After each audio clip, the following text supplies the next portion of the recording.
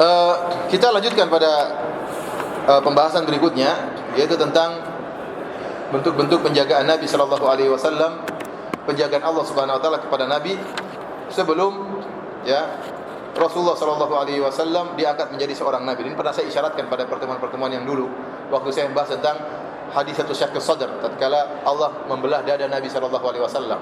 Di antara hikmahnya, malaikat Jibril mengeluarkan bagian kotor hitam yang ini merupakan gangguan syaitan. Dikeluarkan dari jantung Nabi sallallahu alaihi wasallam sehingga jantung Nabi bersih, susah untuk diganggu atau tidak bisa diganggu oleh syaitan. Dari situ Nabi sallallahu alaihi wasallam berakhlak mulia, ya. Makanya kalau kita baca akhlak Nabi sallallahu alaihi wasallam, bagaimana pemaafnya Nabi, luar biasa. Kita tidak usah heran, kenapa? Karena jantung beliau sudah dibersihkan oleh Allah Subhanahu wa taala, ya. Di antaranya Allah menjaga Nabi sallallahu alaihi wasallam agar tidak terjerumus dalam maksiat waktu beliau belum menjadi nabi. Kenapa? Kalau Nabi pernah terjerumus dalam maksiat sebelum menjadi Nabi, orang-orang musyrikin akan mengungkit hal tersebut. Kalau Nabi pernah minum khamar waktu di masa muda, kalau Nabi pernah berzina di masa muda, waliyadzubillah, kalau Nabi pernah menzalimi orang di masa muda, maka orang kafir akan mengatakan, ngapain kau dakwahin kami kepada Islam? Kau juga dulu minum khamar, kau juga dulu main judi, kau juga dulu berzina, kau juga dulu melakukan hal yang haram.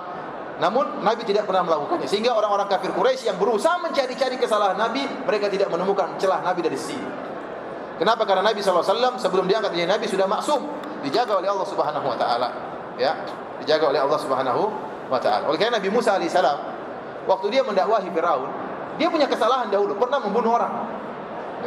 Makanya waktu itu Firaun mengatakan, alam nurabbika fina walida, ya, walabithna fina, ya, min umrika sinin, wa fa'alta fa'lataka allati fa'alta, ya. Bukankah dulu kami yang rawat engkau, wahai Musa? Kan dulu kau anak angkat kami, kau tinggal tempat kami merawat. Kan kau pernah bunuh orang. Diungkit sama siapa? Firaun. Jadi waktu Musa mendakwai Firaun ingatin, kau dulu pernah bunuh orang, sekarang mau dakwai saya. Oleh karenanya Nabi Muhammad tidak ada kesalahannya. Tidak ada kesalahan, sehingga mereka tidak pernah mendapati kesalahan Nabi tatkala di zaman jahiliyah. Di antara bentuk penjagaan Allah adalah tadi waktu Rasulullah SAW ingin bangun Ka'bah. Waktu Rasulullah SAW lagi bangun Ka'bah, dia ingin angkat sarungnya, bakalan kelihatan auratnya. Maka Allah bikin pingsan supaya tidak terangkat auratnya. Karena waktu itu terlihat aurat bukan perkara yang terlalu parah, ya.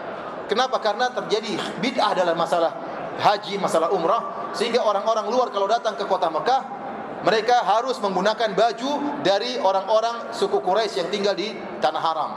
Kalau mereka tidak menemukan baju, tidak dipinjamin baju oleh penduduk kota Mekah asli, maka mereka harus menanggalkan baju mereka, karena baju ini mereka gunakan untuk bermaksiat kepada Allah, dan mereka tidak boleh tawaf dengan menggunakan baju yang ada maksiatnya. Maka mereka harus telanjang. Kalau mereka dapat pinjaman, mereka tawaf dengan baju pinjaman tersebut. Kalau tidak dapat pinjaman, telanjang pula tawafnya. Wanita pun demikian, kalau tidak mendapat pinjaman, maka mereka menggunakan baju tapi ada bolong-bolongnya, kelihatan sebagian, tertutup sebagian.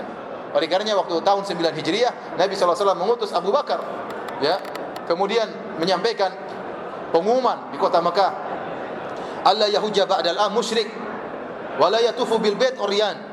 Kata Abu Bakar, setelah ini tidak boleh ada orang musyrik yang haji, dan tidak boleh ada orang telanjang yang tawaf. Ini Rasulullah SAW kasih pengumuman setelah Rasulullah SAW menguasai kota Mekah. Berarti sebelumnya orang tawaf telanjang biasa. Oleh karenanya Abbas bin Abdul Muttalib paman Nabi kasih ide biasa aja. Ya udah Muhammad, ini sakit kan? Sudah angkat aja sarungnya. Suruh angkat sarung, resikonya kelihatan aurat. Tapi Allah tidak ingin aurat Nabi kelihatan. Maka Nabi dibuat pingsan oleh Allah Subhanahu wa taala. Demikian juga Rasulullah SAW tidak pernah menyembah berhala. Tidak pernah. Dalam satu hadis, ya, suatu hari Rasulullah SAW bersama budaknya Zaid bin Harithah. Jadi Zaid bin Harithah ini budaknya Khadijah, yang Khadijah hadiahkan kepada Nabi SAW. Dia orang bebas sebenarnya, Zaid bin Harithah. Kemudian dirampas oleh sebagian orang, dijual. Tadinya dia orang bebas, dijual. Akhirnya dibeli oleh Khadijah, kemudian dihadiahkan kepada suaminya Rasulullah SAW. Dan Rasulullah SAW sangat dekat dengan Zaid, sampai-sampai dulu disebut dengan Zaid bin Muhammad. Nanti akan kita sampaikan insyaallah. Ya, dianggap sebagai anaknya Rasulullah SAW. Tatkala itu ada patung di sekitar Ka'bah, namanya terbuat dari tembaga, yuqalu lahu Isaf wa Nailah, patung Isaf dan Nailah. Dan telah kita jelaskan, Isaf dan Nailah adalah dua orang yang pernah melakukan zina di Ka'bah, kemudian Allah rubah jadi patung. Ini adalah orang-orang pelaku dosa, tapi lama-lama dimuliakan, lama-lama disembah, padahal asalnya adalah penjahat. kemudian dikutuk oleh Allah jadi patung, lama-lama diusap oleh orang-orang yang sedang tawaf atau umrah, dianggap adalah sesembahan. Yatamassu bihil musyrikun idza tawafu, dan orang-orang musyrikin menyentuh dua patung ini tatkala mereka sedang tawaf. Fatawafa Rasulullah sallallahu alaihi wasallam, Rasulullah SAW sedang tawaf tatkala itu. Ini sebelum jadi nabi. Yaqulu Zaid berkata, "Wa tuftu ma'ahu," aku pun tawaf bersama Rasulullah sallallahu alaihi wasallam. Falamma marartu masahtu bihi, waktu saya lewat patung Ishaq dan Nailah saya saya usap. Sebagaimana kebiasaan orang-orang musyrikin yang lain. Faqala Rasulullah sallallahu alaihi wasallam, "La tamussahu," jangan sentuh itu. Kata Rasulullah. Rasulullah tegur Zaid. Fakultu fi nafsi, kata Zaid, aku berkata dalam diriku, la amassannahu hatta anzura ma yakun. Saya akan sentuh lagi, kata Zaid. Saya ingin lihat apa yang dilakukan oleh Nabi. Famasahtuhu, dia sentuh lagi kedua kalinya. Rasulullah SAW mengatakan, alam tunha, bukan kau tadi sudah dilarang? Bukan tadi sudah dilarang. Rasulullah SAW tidak biarkan. Kalau kita, ya udahlah dilarang-larang, biarin aja. Nabi tidak, ini masalahnya syirik ya. Padahal Rasulullah SAW belum jadi Nabi, tapi Rasulullah SAW fitrahnya tidak mau terima. Rasulullah SAW mendapat wahyu belum menjadi Nabi, tapi fitrahnya tidak terima. Maka dia negur budaknya, alam tunha, bukan kau sudah dilarang?